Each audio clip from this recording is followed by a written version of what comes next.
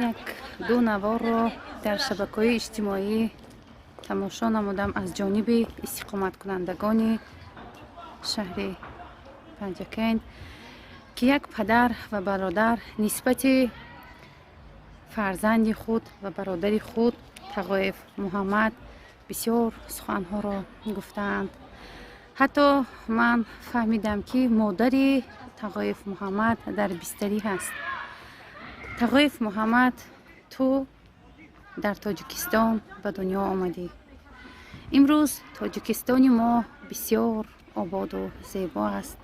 در فضای آرام و آسودگی امروز ما عمر به سر میبریم. من نیز مادر هستم.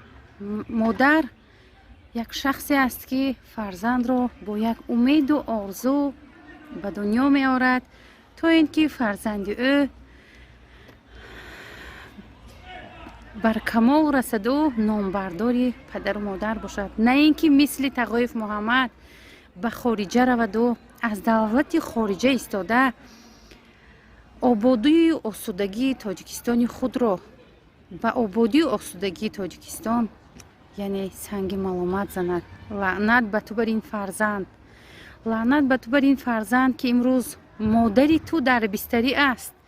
امروز پدری تو این قدر سخنها رو در شبکه‌های اجتماعی گفته ایستاده است که من از تو بر این فرزند داشتنم آر میکنم، یعنی من تو رو آخ کردم. ای محمد تقایف، تو بر مادرت دلت نمیسوزد؟ مادری که تو را از دامن پاکش به دنیا آورد با چقدر امید و آرزو تو را به وایه رساند.